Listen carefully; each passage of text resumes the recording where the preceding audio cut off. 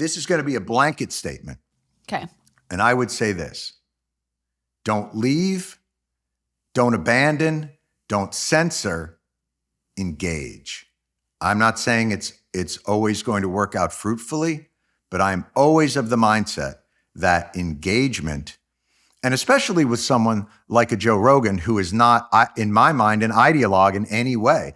And I think the proof of that was, I don't know if you remember, there was a guy who went on his podcast named Josh Zepps, who they were talking about, I think Joe said, myocarditis. Kids shouldn't get the vaccine because it causes a higher risk of myocarditis. And Josh said, well, actually getting COVID is a higher risk of myocarditis for kids, so they should get vaccinated. He said, no, it's not. He said, no, I think it is. He goes, no, I'm pretty sure it's the other way. And they looked it up. And when they looked it up, it came out that it's a much greater risk if you get COVID and you're, 8 to 12 or 6 to 15 or whatever the age range was. It's a much greater risk of myocarditis catching COVID than it is getting the vaccine.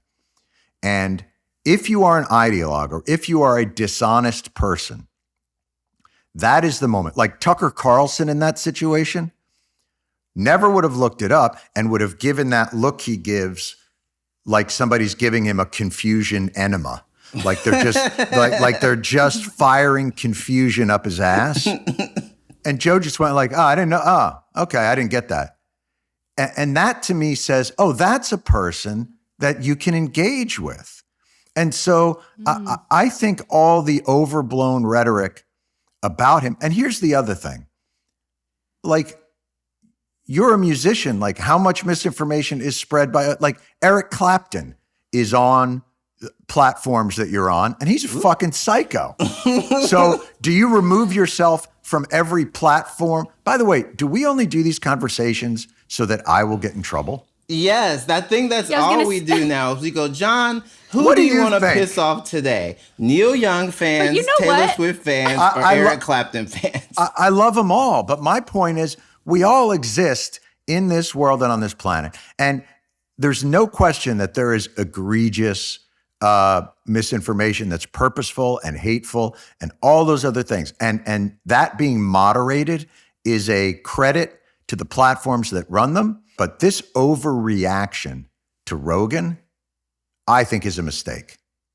I really do. And do you think it gives him power to react in this way versus if you actually wanted to say something against his? Joe Rogan has power because so many people listen to him. But that because of the elk meat. Yeah, let me go back because you're right, Jay. Jay Rogan has power because of elk meat. And that is what allows him to have the energy to have but he has 4-hour conversations and they are expansive, and he may say some things that you think is misinformation, and he may platform people that you think are wrong, but to single that out as something so egregious as to have to be, I just don't, I think there are dishonest, bad actors in the world. And identifying those is so much more important to me. And I also think sometimes those grand gestures of I'm removing myself doesn't necessarily take into account, like you're on Comcast, right? Comcast or Time Warner. So if you're on any cable station, right, they've got Fox News on. You telling me Fox News isn't a willful purveyor of misinformation, dishonest to its core. So now everybody on TV has to pull out of their fucking shows or deplatform because in the same tube that you exist, they exist. I've been in his position on a much smaller scale where people suddenly look to you as, by you doing it, by you platforming someone, that's the big word they use, you're platforming someone, and you don't push back hard enough, or you don't do it to the manner that they would do it.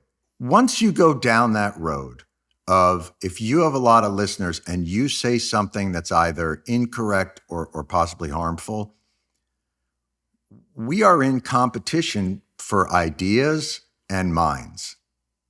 And unless you can come up with, it's sort of like, we used to talk about this with the war on terror, right? I always thought one of the biggest reasons why the war on terror was such a fucked idea was the general strategy of it was 19 people who were extremists took action and bombed the World Trade Center and did this terrible thing and killed 3,000 people. And so we were going to go bomb the shit out of that country until 19 people wouldn't want to do that anymore. No.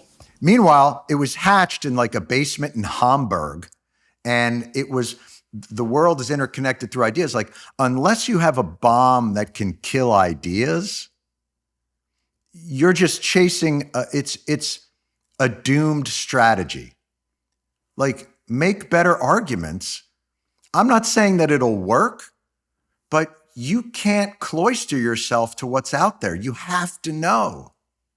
You have to. Yeah, that's a good point. And to a niche point within that, I'll say is that, and this is something that I struggle a lot with my internet content, is that when you are one of the people with a platform speaking and you travel in the waters of empathy, wanting to do better, wanting to do the right thing, and you mess up, people react way differently than if Joe Rogan traveling in the waters of like, maybe vaccines are bad for you, don't take them. Like, he could mess up and will never face consequences in the way that if you're known for trying to do the right thing, you will face intense consequences. Like, the scale is off. Chelsea, if I go on Twitter, I don't have to go on there more than 30 seconds before I can find somebody letting me know what they will never forgive me for.